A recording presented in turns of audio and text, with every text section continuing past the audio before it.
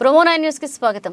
జగ్గైపేట మండలం ముక్త్యాల గ్రామంలో నాగార్జున సాగర్ ఆనకట్ట ప్రదాత అపర భగీరథుడు ముక్త్యాల రాజా వాసిరెడ్డి రామగోపాలకృష్ణ మహేశ్వర ప్రసాద్ గారి విగ్రహావిష్కరణ కార్యక్రమం జగ్గైపేటలోని పద్మావతి నగర్లో అట్టహాసంగా జరిగింది.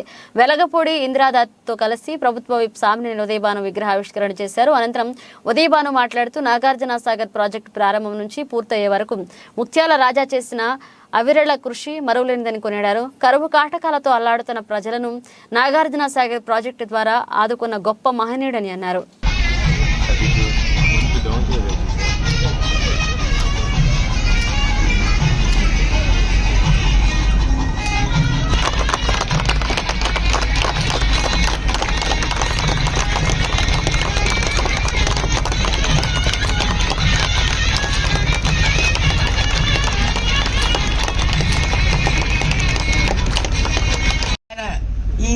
ఈ ఊరు ప్రజలు ఇక్కడ పంట భూములన్నీ సస్యశ్యామలం కావాలని ఆయన ఎంతో కృషి చేశారు.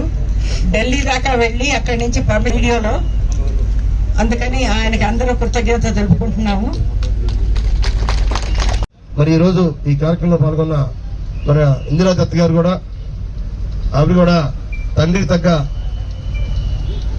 కూతురుగా తనరాలుగా మరి ఆవిడ కూడా ఎంతో సేవలు చేస్తున్నారు సమాజానికి.